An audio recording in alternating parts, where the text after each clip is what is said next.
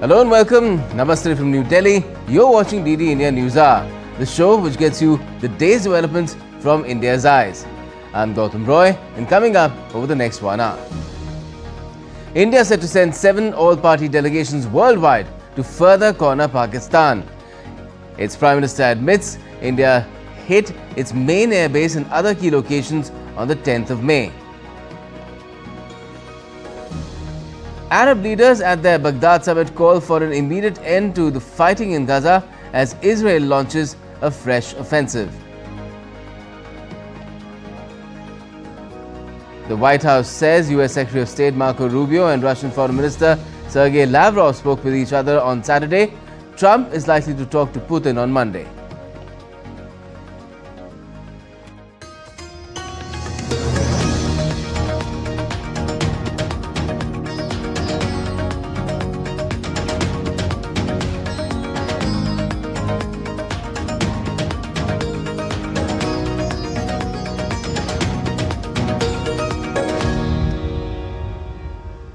For years, Pakistan has been spinning a web of lies related to its status as a global epicenter of terrorism, exporting terror to India while pretending to be its victim.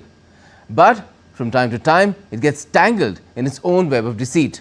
The latest to get caught in it are 2 of Pakistan's top figures, Prime Minister Prasar Sharif and Army Chief Syed Asim Munir. And it's all in the context of the Pahalgam terror attack in India's Kashmir and the action that India took thereafter, dubbed Operation Sindoor. India too has put things in motion to further corner Pakistan at the international stage. It's a cross-political party effort. Take a look. Pakistan has always been its worst enemy. And this time its lies have been exposed by the terror epicenter, nation's own Prime Minister. During Operation Sindoor, where India carried out decisive and precise strikes against Pakistan's terror infra after the 22nd of April Pahalgam terror attack, the top brass of Pakistan's armed forces kept saying virtually no harm has come to any of its assets. Come Friday, Pakistan's PM Sharif openly acknowledged India's audacious action, confirming the destruction of the Noor Khan airbase and multiple terror sanctuaries on the 10th of May. Speaking at a public event in Islamabad, Sharif revealed that he was woken at 2:30 a.m. by a secure call from Pakistan's Army Chief, General Asim Munir, who informed him of India's missile strikes on the key airbase. 9 और 10 की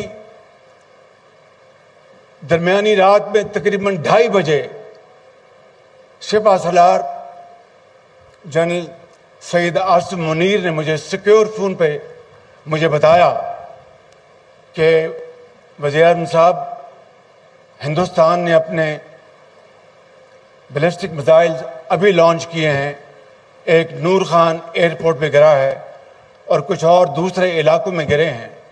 Although the guns have fallen silent after Pakistan, in a desperate plea for mercy, sought an understanding with India to stop military action, Operation Sindoor rolls on. The Indian Armed Forces remain on high alert, fully prepared to counter any offensive, with field commanders granted the operational freedom to respond swiftly and decisively to any provocations. Pakistan की सेना भी सोचती ही थी और 9 तारीख को हमने 15 जगह पर ये भी उनके एयरबेस उनकी जनता को कोई नुकसान नहीं. 15 स्थानों पर उनकी क्षमता को, वायु हमला करने की क्षमता को तहस नहस करने का काम भारत की सेना के वीर जवानों ने किया.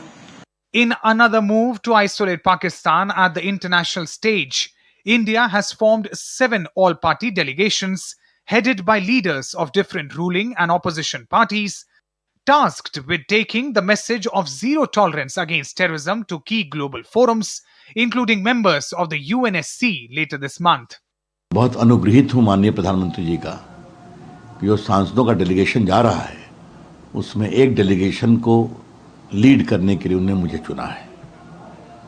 जहां तक सुबह मुझे जानकारी मिली है कि मेरी अगुवाई में जो डेलीगेशन जाएगा वो सऊदी अरेबिया, बहराइन, कुवैत और अल्जीरिया जाएगा।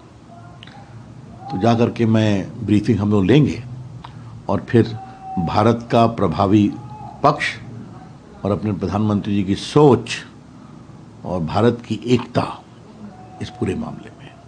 India's robust and restrained response has garnered wide support from the international community. World powers have condemned the Pahalgam attack and endorsed India's right to self-defense. With inputs from Rabindra Chauhan, Mihir Makhuri, reporting for DD India. Now, India's Vice President Jagdeep Dhankar has addressed the Jaipuriya National Convocation in New Delhi on Saturday, and speaking on the success of the operation that took place, that's Operation Sindoor, the Vice President said that it was under the leadership of Prime Minister Narendra Modi that the armed forces attacked the headquarters of the Lashkar-e-Taiba and other terror organizations. The Vice President also praised the armed forces who stood strong in these times, resulting in no harm being caused to any civilian.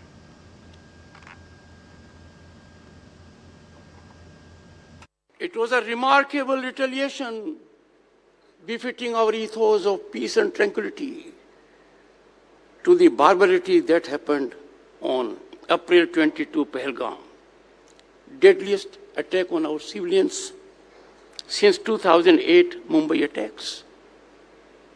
The Prime Minister of the country, Shri Narendra Modi, sent a message from India's heartland, Bihar, to the entire global fraternity. Those were not empty words. The world has now realized what he said is a reality.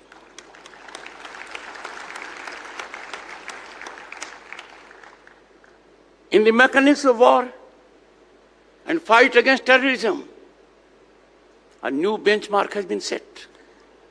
Indian armed forces targeted Jaish-e-Mohammed at Bahawalpur, deep inside Pakistan territory, beyond international border, headquarters of Jaish-e-Mohammed, also Lashkar-e-Taiba's base, Muridke. No one is asking for proof now. And Jammu and Kashmir's Lieutenant Governor Manoj Sinha on Saturday visited the line of control in the Karna sector of Kupwara district to take stock of the prevailing situation and assess security and developmental initiatives in the region as well. During his visit, the LG interacted with residents affected by cross-border shelling from various areas. He assured them with the government's unwavering commitment to their safety, providing adequate relief measures and expediting developmental works in border areas. The governor also chaired a comprehensive review meeting with senior civil and security officials to discuss the overall security environment, ongoing public welfare projects and issues faced by the local population. प्रशासन के अपने साथियों का मैं बहुत आभारी हूं, जिन्होंने बहुत कठिन परिस्थिति में भी सदैव मौके पर डटे रहे और आवाम को कोई कठिनाई न हो, इसका उन्होंने भरपूर प्रयास किया। प्रशासन ने आकलन कर लिया है और उस आकलन के आधार पर जो अविलंब सहायता दी जा सकती थी वो दे दी गई है। जो क्षति हुई है उसका एक comprehensive plan divisional commissioner Kashmir और सीनियर ऑफिसर मिलकर बनाएंगे। उस आधार पर भारत सरकार से अनुरोध करके लोगों को पूरी तरह से रिहेबिलिटेट किया जाए। The Lieutenant Governor then also visited the headquarters of Shakti Vijay Brigade in the Tangdhar sector. During the visit, the LG was briefed on the ongoing operational developments in the sector, including the conduct and progress of Operation Sindoor. He interacted with troops of the Shakti Vijay Brigade, commending them for their valor, high morale and steadfast dedication to duty. Now, the State Investigation Agency is conducting raids at multiple locations across central and north Kashmir. Sources say that the searches are in connection with an ongoing crackdown on suspected terror-related activities in the region. The searches are being conducted at Sopore, Baramulla, Handwara, Gandarbal and Srinagar areas through the day. Also, in a major crackdown on espionage, Haryana-based YouTuber Jyoti Malhotra has been arrested for allegedly spying for Pakistan. She was produced in court and granted a 5-day remand. A case has been registered against her at the Civil Lines Police Station in Hisar. The police have confirmed that Jyoti was in contact with Pakistani intelligence agencies, sharing sensitive information via social media. And in another case, accused Devendra Singh Dhillon, who used to send information to Pakistan, has been arrested from Kaithal in Haryana. This accused is a resident of village Mastgarh of Guhla police station area. Devendra used to make videos of army cantonment and sensitive areas and send them to Pakistan.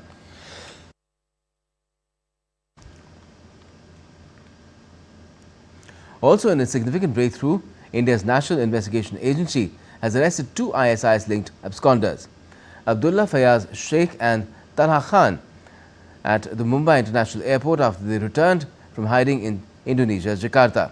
The duo had been wanted in a 2023 case involving the fabrication and testing of IEDs, that's improvised explosive devices, in Pune, Maharashtra. During 22-23, they had conducted a bomb-making workshop and a controlled explosion to test an IED. The NIA continues to investigate the broader network behind the module and its possible links to other domestic and international terror plots.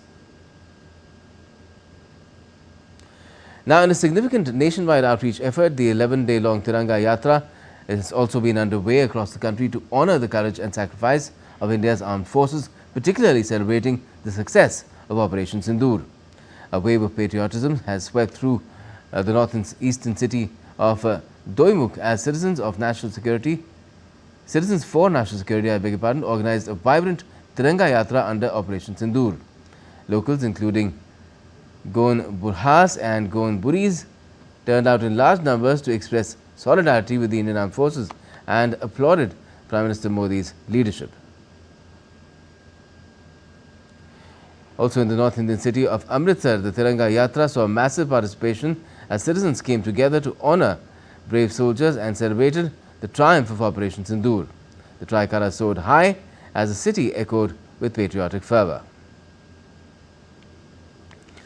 Hamirpur in North India's Himachal Pradesh witnessed a powerful Tiranga Yatra with citizens from across the district joining hands with social and patriotic groups. The air resonated with chants of valour as participants waved the national flag, saluting the Indian Army's courage. And patriotism also echoed across the western state of Maharashtra as citizens turned out in large numbers for Tiranga Yatras held in multiple cities.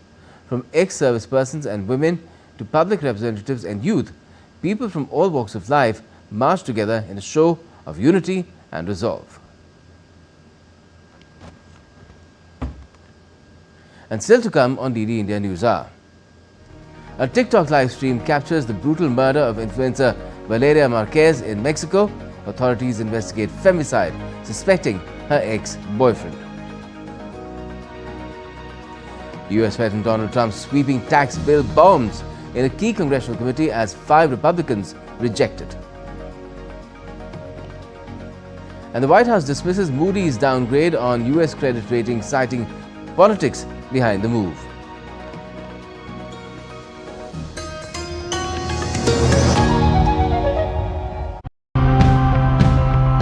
Our actions harm the planet. But the good news is, we can also mitigate some of the damage. We store the waste material like metal dust, metal pins that accumulates so that we can use it later for painting or some other artwork.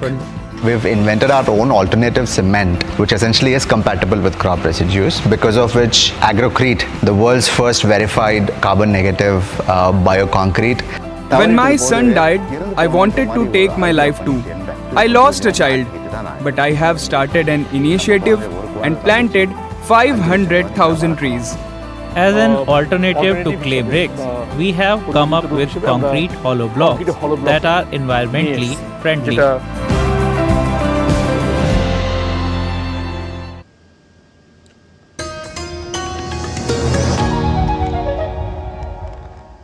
Welcome back. You're watching DD India Newshour. I'm Gautam Roy.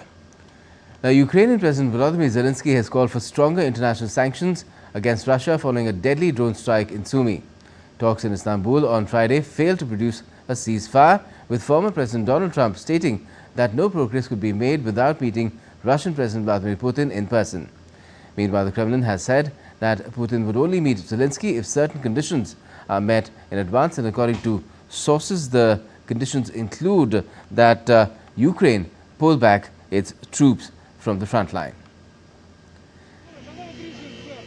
Following a devastating Russian drone strike in the Sumy region, Ukrainian President Volodymyr Zelensky urged the international community to take a firm stand against Russia, calling for stronger sanctions. Zelensky emphasized that without intensified diplomatic pressure on Russia, peace remains out of reach.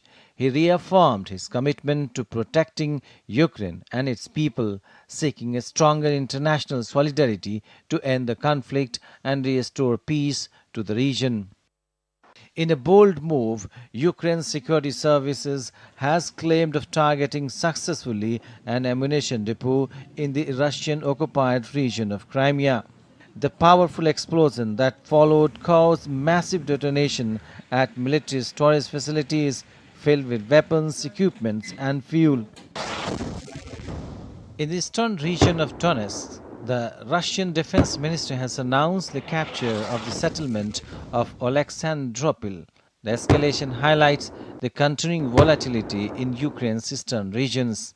Meanwhile, Kremlin spokesman Dmitry Peskov shared that Russian President Vladimir Putin could be open to meeting with Ukrainian President Zelensky, but only if certain agreements are met.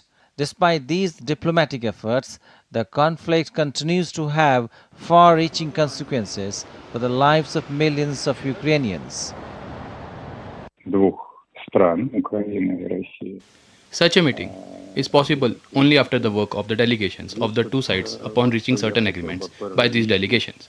We consider it possible, but precisely as a result of the work and achievement of certain results in the form of agreements between the two sides. At the same time, when signing the documents to be agreed upon by the delegations, the main and fundamental issue for us remains who exactly will sign these documents from the Ukrainian side. Russia-Ukraine talks in Istanbul concluded without a ceasefire agreement, despite efforts for diplomacy, leaving the conflict unsolved. Britain's Foreign Minister David Lammy criticized Moscow for being unclear and uncooperative after talks between Ukraine and Russia about a potential ceasefire lasted less than 2 hours. Meanwhile, US President Donald Trump stated that nothing could happen until he had a face-to-face meeting with Russian President Vladimir Putin. As both sides continue their military and diplomatic efforts, the world watches closely. Bureau Report, DD India. US Secretary of State Marco Rubio and Russian Foreign Minister Sergei Lavrov have spoken with each other on Saturday. During that call, Rubio welcomed the prisoner exchange agreement reached during recent talks between Russia and Ukraine in Turkey. The US Secretary of State also emphasized American President Donald Trump's call for an immediate ceasefire and an end to the violence in Russia's war in Ukraine. He's also said that it's possible that Vladimir Putin and Donald Trump might talk to each other on Monday. Now, a potential breakthrough may be on the horizon in the Israel-Gaza conflict after the Hamas on Saturday confirmed that a new round of ceasefire talks with Israel has begun really in Doha. Now, this comes as Israeli forces ramped up operations in Gaza, aiming to dismantle the Hamas and secure the return of all hostages. Meanwhile, Arab leaders have been meeting in Baghdad, and they've called for an immediate end to the war, the fighting, and a push towards a two-state solution. Here's more in this report. Amid escalating violence and humanitarian concern in the Israel-Gaza conflict, a glimmer of hope has emerged. Hamas on Saturday confirmed that a new round of ceasefire talks with Israel took place in Doha, Qatar. A senior Hamas official, Tahir al-Nunu, said, and I quote, "This round of negotiations began without any preconditions from either side, and the negotiations are open to discussing all issues. Hamas will present its viewpoint on all issues, especially ending the war. withdrawal, and prisoner exchange. The negotiations come amid Israel launched a major offensive in the Gaza Strip to take operational control of the Palestinian enclave. According to the IDF, these intensified operations are part of broader preparations aimed at dismantling Hamas's operational infrastructure and securing the release of hostages still held within Gaza. Taking to microblogging site X, the IDF wrote, and I quote, "The IDF has begun conducting extensive strikes and mobilizing troops to achieve operational control in the areas of Gaza over the past day. This is part of preparations to expand operations and fulfill the objectives of the war, including the release of hostages and dismantling of the Hamas terrorist organization." On the diplomatic front, Arab leaders gathered in Baghdad on Saturday and called for an immediate end to the war in Gaza and a two-state solution to the Israeli-Palestinian conflict. The second urgent priority is to intensify our pressure on Israel to halt the massacre in Gaza, using all means available at the international level, particularly through the channels afforded to us by international law. As negotiations unfold in Doha, the international community watches with cautious optimism. Whether this round of talks will lead to a breakthrough remains uncertain. But for the millions affected on both sides of the conflict, the hope for peace is more urgent than ever. Amish Mahajan for DD India. Iran Supreme Leader Ayatollah Ali Khamenei launched a scathing attack on US President Donald Trump. Speaking on Saturday, Khamenei accused Trump of lying about seeking peace in the region during his recent Gulf tour. In a strong rebuke, Khamenei said, and I quote, "The United States talks of peace while handing over 10-ton bombs to the Israeli regime, bombs that rain down on the children of Gaza," end quote. The comments came just a day after Trump issued a stern warning urging Iran to act swiftly on a US proposal concerning its nuclear program or face, in his words, something bad.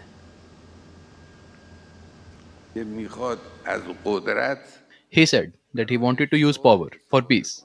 He lied. But they did not do that. They used their power to provide the Zionist regime with 10-ton bomb to drop on children in Gaza, hospitals, people homes in Lebanon, and whatever they could.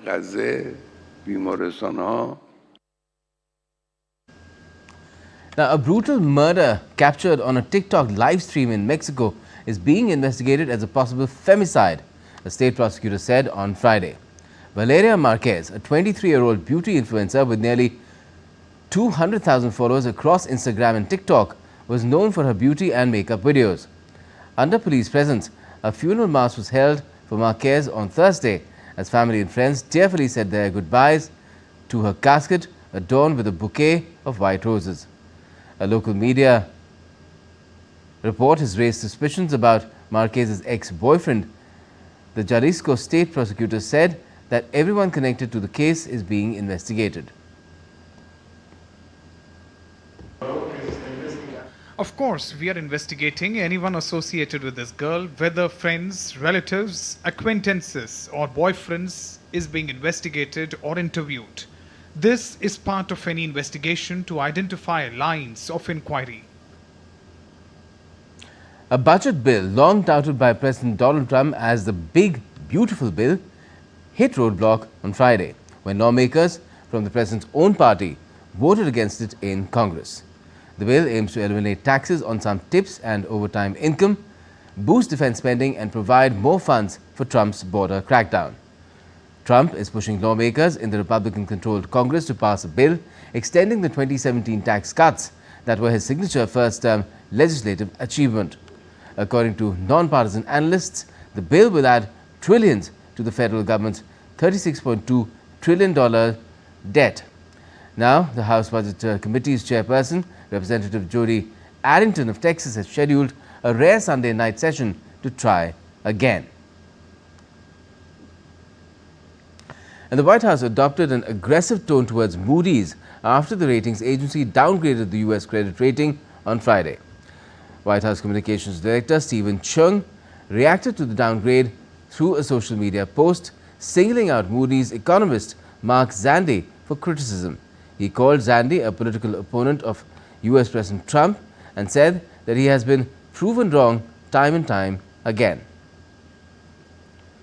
Now, Moody's announced a downgrade of the US sovereign credit to AA1 on Friday, citing rising debt and interest payments that outpace those of similarly rated sovereigns. This move marked the end of an era, as Moody's was the last major agency to maintain a AAA rating for US sovereign debt. And the US Supreme Court on Friday upheld a block on President Trump's plan to deport Venezuelan migrants, saying his administration tried to remove them without proper legal process under a rarely used 1798 wartime law. The justices, in a brief and unsigned opinion, granted a request by American Civil Liberties Union attorneys representing the migrants to maintain the halt on the removals for now. The Supreme Court, meanwhile, clarified that the administration was free to pursue deportations under other provisions of US immigration law. The administration has accused the migrants of being members of Tren de Aragua, a criminal gang originating in Venezuelan prisons that the State Department has designated as a foreign terrorist organization. Trump has invoked the Alien Enemies Act in a bid to swiftly deport them. And in turn, Trump has criticized the Supreme Court's action, writing on social media, while conservative justices Samuel Alito and Clarence Thomas publicly dissented from Friday's decision. And still to come on DD India Newshour, we'll be speaking with our expert guests about how Pakistan is set to be tangled in its own web of lies, with 7 Indian all-party delegations set to crisscross the globe with the nation's message against state-sponsored terrorism.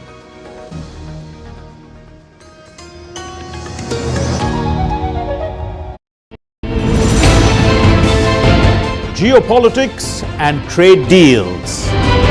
Economic challenges amid development. Hard work and the path to prosperity. It's the economy always. Between walkers, money is what money does and says. Supply creates its own demand. Between the bulls pulls and bears tears. When supply chains globalization and India rises to the podium, we'll get you centered with the economic brief at 8 p.m. every Thursday on DD India.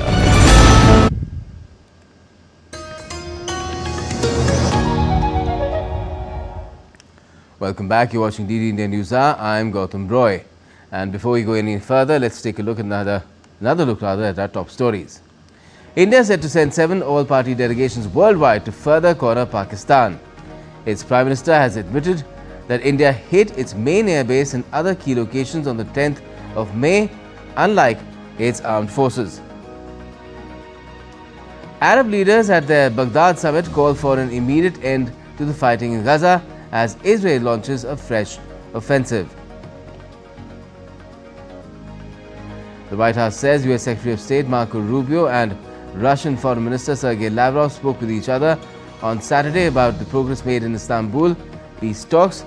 Trump is likely to talk to Putin now on Monday. Okay, let's now talk about what's happening post the action that India took in the early part of May to hit out against the factories of terror in Pakistan. Operation Sindoor was the name, and then after that a heated situation which ensued between India and Pakistan saw India taking actions which made Pakistan seek peace. It made Pakistan reach out to India seeking an understanding which led to a cessation of any military action, and that is how it was compelled really to in a way repent where its actions are concerned. And after that, India is keeping Operation Sindoor going. Now 7 all-party delegations will be fanning out across the globe to take India's message of zero tolerance towards terror, towards state sponsorship of terrorism that Pakistan has been carrying out for decades against India out to the world. Well, joining me to talk about it now is Ambassador Anil Kumar Trigunayat, former senior diplomat, and Major General Sanjay Soy as well, well-known defense expert. First to you, Ambassador Trigunayat, what do you make of the effort that India is mounting? We've known in the past India has sent out such all-party delegations as well on different occasions, but just jog everyone's memory as to whether it's been at this kind of scale that is being done now. 7 such delegations cutting across party lines, crisscrossing across the world.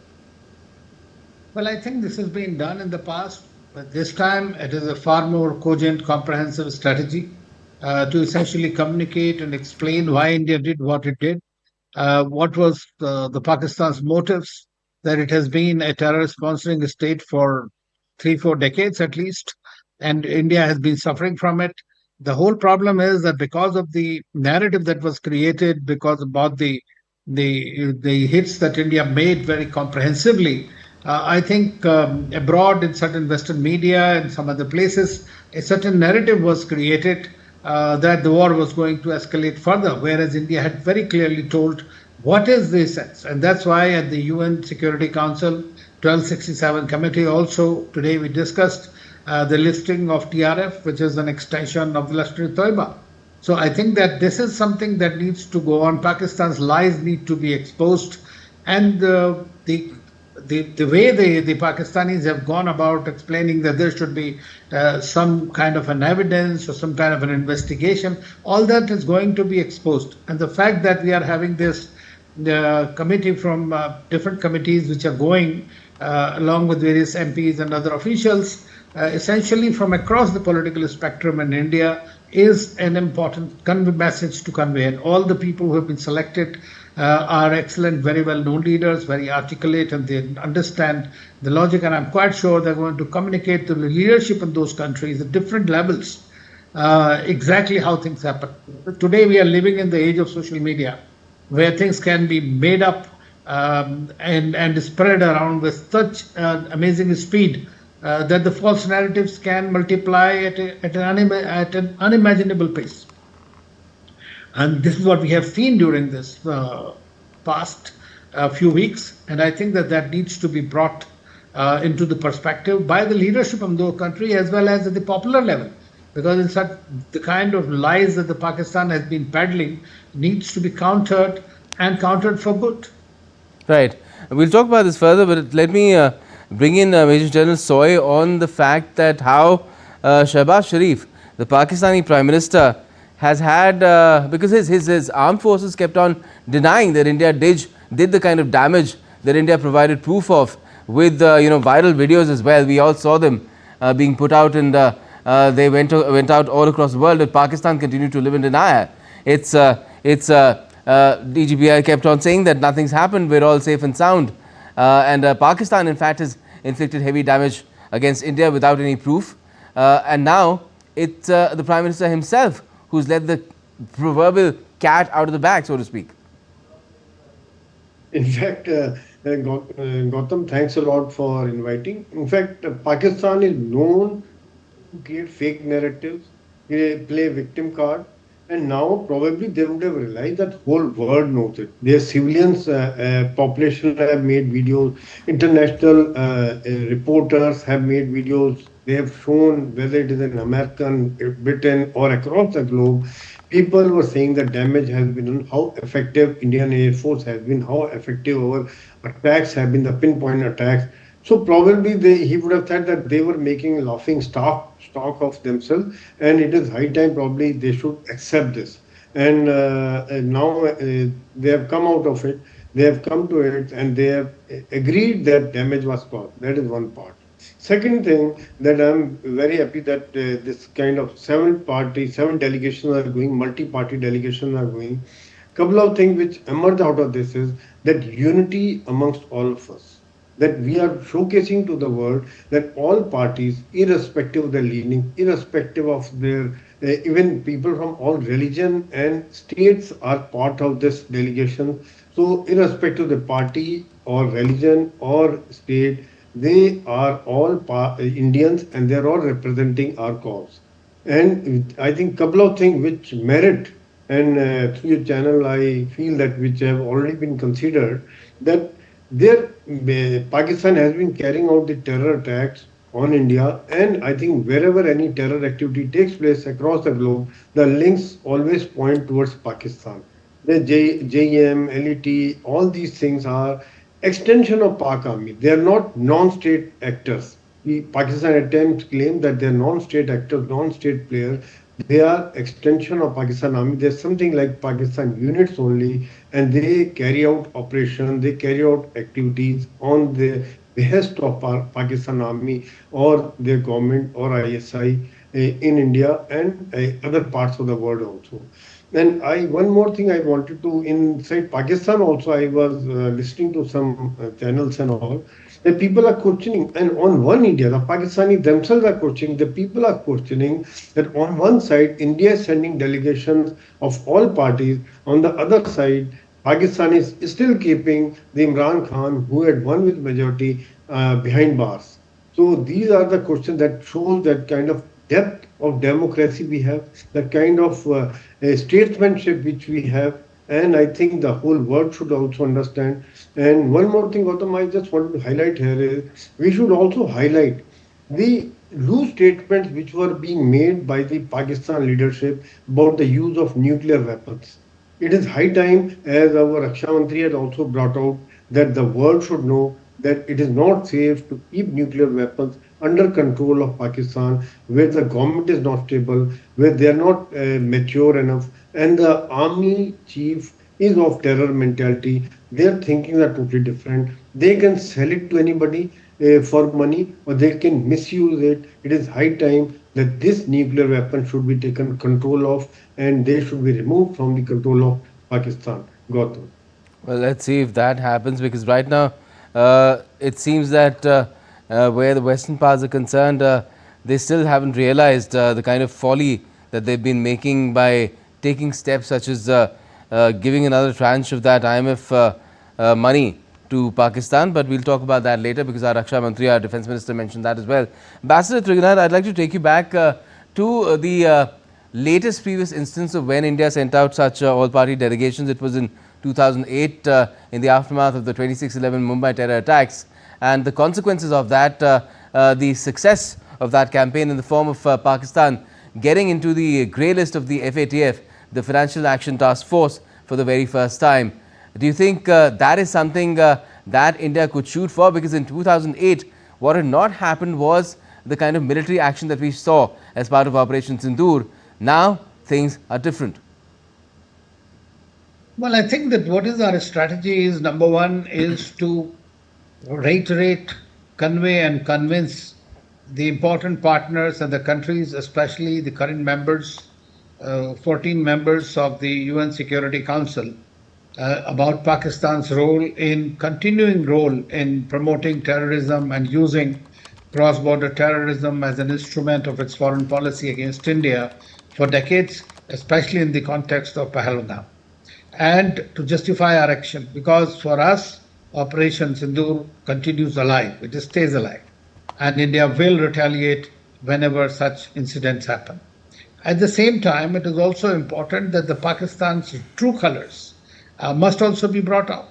I mean, I was very disappointed by the IMF releasing that $1.3 billion, and out of the $7 billion facility that was, they could have at least delayed it by a week when they knew that what was happening, when India had presented its case.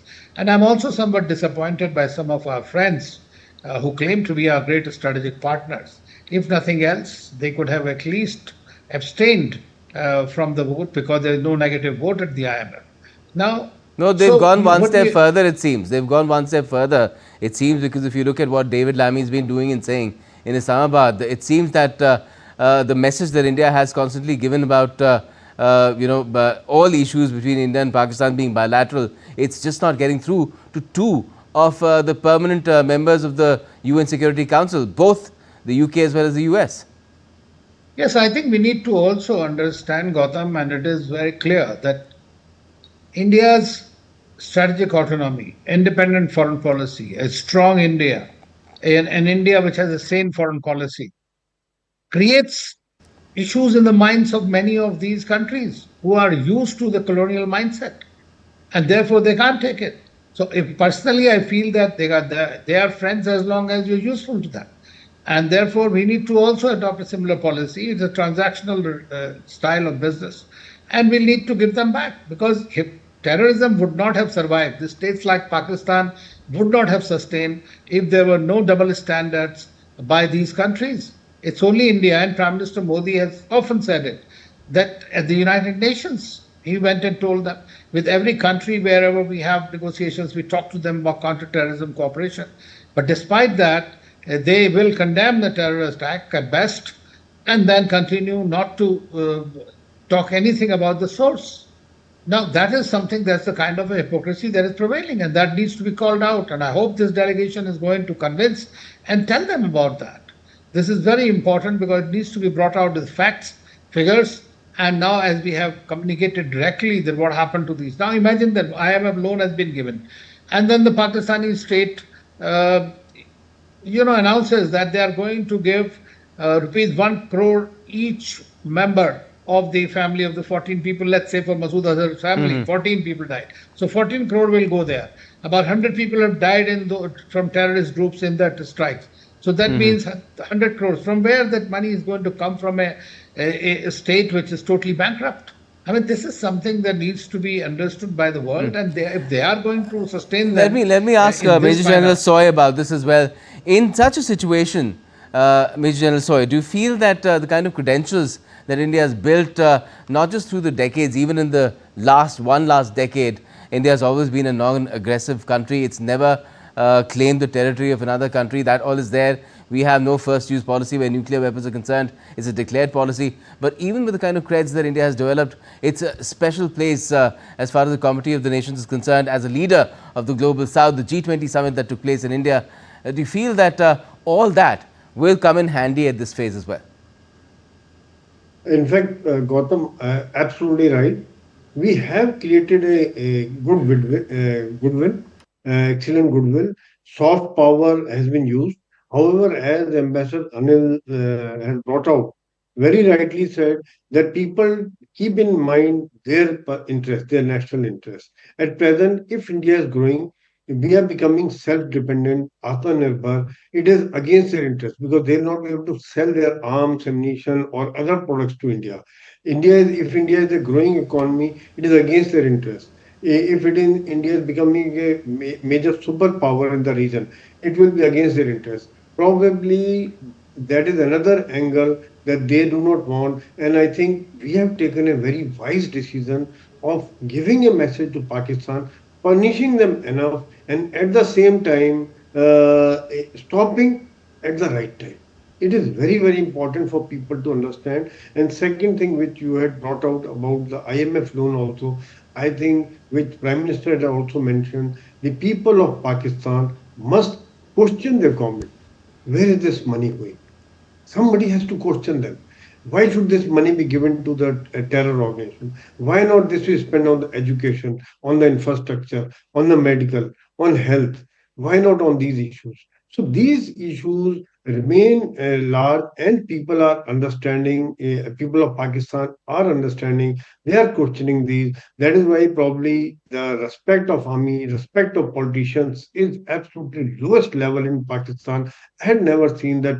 Politicians were yes, but army, I never seen that their respect going down to such a low level that after arresting Imran, the people could enter Corps Commander's house, ransack their other offices, and shout slogans against army. Now also, Gautam, when like I am in US at present, whenever I meet some Pakistanis or whenever I travel to other parts of the world, they say, Janab, हमारा बेड़ा गर्क हमारे नेताओं ने and army officers ने किया. We have been taken down the drain by our politicians and our army officers. I mean, these are the statements which are being made. These are the feelings which are of the people. There seems to be a sense of helplessness there as well. Yes, it is a sort of helplessness, and because of the army comes down, their armed forces come down with iron hand. They put people behind bar without charges. We have seen what happens in Balochistan. We have seen what happened in Khyber Pakhtunkhwa. We have seen what happens when the agitation went during the arrest of Imran Khan. This is a kind of mindset, and that is why probably Pakistan is imploding from inside. The whole world must understand this, that they have been exporting only terror, nothing else. And these 7 delegations which are going, multi-party delegation, I think that this is an excellent step by Government of India to communicate at the right time, at the right level, at every level. Gautam.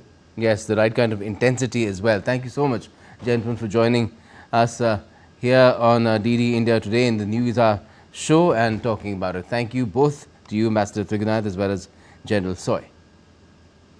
Now, India's Home Minister Amit Shah has inaugurated and laid the foundation stones for several people-centric projects worth over 700 crore Indian rupees in Gujarat's Gandhinagar. The initiatives include newly constructed primary health centres at Vavol and Pethapur and underbridge between sectors 21 and 22 and renovated Kolawada Lake. He also launched and initiated various developmental works of the Gandhinagar Municipal Corporation and the Postal Department in Kolwada. Addressing a gathering, he emphasized Operation Sindoor and its results and the impact on dismantling terrorist infrastructure in Pakistan. पहली बार आजादी के बाद भारत की सेना ने 100 kilometre अंदर जाकर Pakistani camps, आतंकवादियों के कैंप्स को ध्वस्त करने का काम किया। और जो डराते थे कि हमारे पास एटम बम है, उनको लगता था उनकी धमकियों से डर जाएंगे, परंतु ऐसा नहीं हुआ। हमारे वायुसेना, थल सेना, जल सेना, तीनों सेनाओं ने ईंट का जवाब पत्थर से देने का काम किया। Let's now take a look at some other stories making news around the country as well. Minister of Agriculture and Farmers Welfare of India, Shivraj Singh Chauhan, attended a program organized by the Panchayat and Rural Development Department and the Agriculture Department in Guwahati, Assam. As part of the program, 55,000 houses under the Pradhan Mantri Awas Yojana Grameen were inaugurated. The police have taken a major action on Maoist activities in Mulugu district of Telangana. The police arrested a total of 20 Maoists from various police station areas of the district Vazeru, Venkatapuram and Kanaiguram. These arrests include 1 divisional committee member, 5 area committee members and 14 party members. The Indian Meteorological Department has forecast continuous rainfall and thunderstorm activities across several regions of the country over the next 5 days.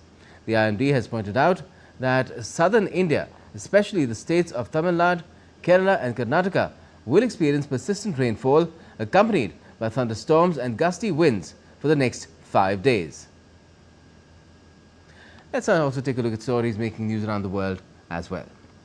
Now, authorities are stepping up measures to control Brazil's first outbreak of bird flu by enacting protocols. Brazil, the world's largest chicken exporter, confirmed the outbreak on a poultry farm on Friday. The outbreak occurred in the city of Montenegro in Brazil's southernmost state of Rio Grande do Sul. Chinese researchers have identified a novel microbial strain discovered on the Tiangong space station, marking the first time that a previously unknown species has been reported from the country's orbiting space laboratory. Eurovision organizers kept fans guessing when asked whether former winner Canadian superstar Celine Dion would make an appearance at the final on Saturday. There had been speculation that Dion, who until last year was Switzerland's most recent winner of 1988's Don't Leave Without Me, would perform at the contest in Basel. The Marché du Film, also known as the Cannes Film Market, is one of the world's largest and most prestigious marketplaces for cinema. Established in 1959, it runs alongside the iconic Cannes Film Festival each year, serving as a vibrant hub for producers, distributors and film professionals from across the globe. This year, the market is once again abuzz with energy, drawing filmmakers, buyers and cinephiles from all corners of the world. We are at the festival market of Cannes Film Festival. I'm joined by Jeffrey from US. Jeffrey, what brought you here and what are you representing here? Well, we're here to sell anything and everything that we possibly can, as high as we possibly can sell it. We're representing James McAvoy, an art house thriller, Sean William Scott, crime thriller. We've got some erotic titles, we've got some horror titles. Yeah. It's been 3 days here. How was the response and what kind of queries you're getting? How is the marketplace? Is it happening? Yeah, it's been really busy over the last couple of days. We're thrilled to be here. The market's never been stronger in some ways. It's never been more difficult in other ways. But, we keep an optimistic perspective and we're here to have some fun. What brought you to Cannes? Well, we usually come to Cannes for many years and we are here to promote Portuguese cinema and we are the Portuguese Film Institute.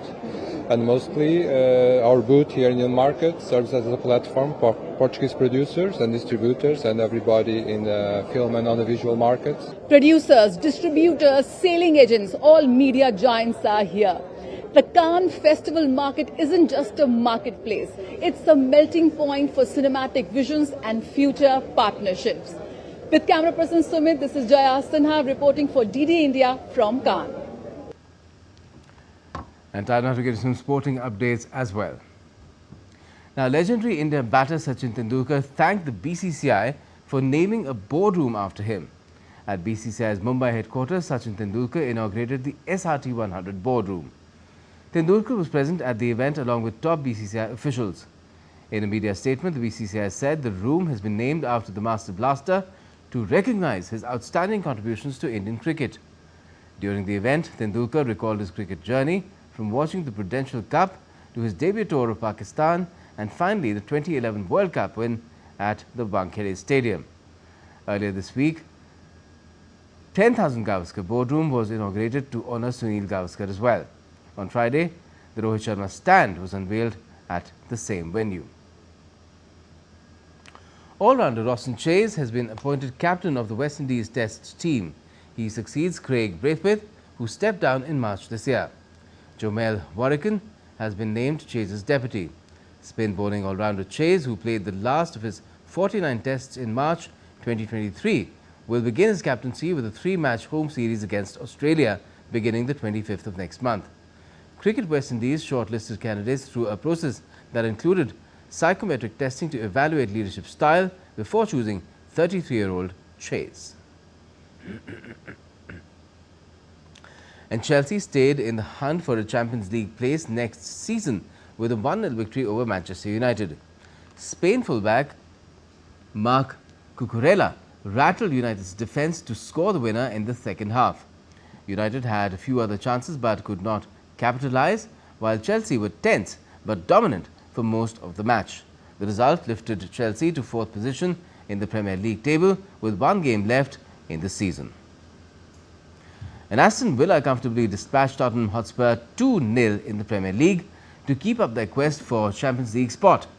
With 1 fixture left, Villa are on 66 points and 5th in the Premier League standings, with the last qualifying berth for the league up for grabs. Villa's final Premier League game is against Manchester United next week. Real Madrid manager Carlo Ancelotti on Saturday said rivals Barcelona deserved to win La Liga after playing very nice soccer. Barcelona secured their 28th Spanish top-flight title with a 2-0 win at local rivals Espanyol.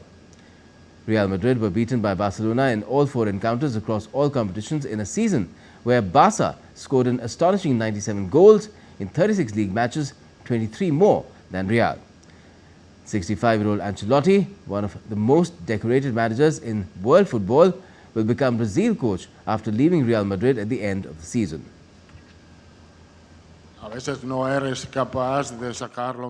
Sometimes you are not able to get the best out of everyone as a team. I think Barca did very well. I have to congratulate them because they have been more consistent in the league they have played. Very nice soccer, and in the end they deserve to win this league. Very understated there. I like that. Well, that's all that we have for this edition of DD India Newshour, but let us know your thoughts on the news of the day. And for those on go, you can get all the latest news and updates from India and across the world on DD India's mobile app. It's available on both Android and iOS. You can scan the QR code on the screen there and download the app right away. And we'll be back with more news as it breaks here on DD India. I'm Gautam Roy, and from all of us here in Delhi, Thanks for watching DD India News Hour.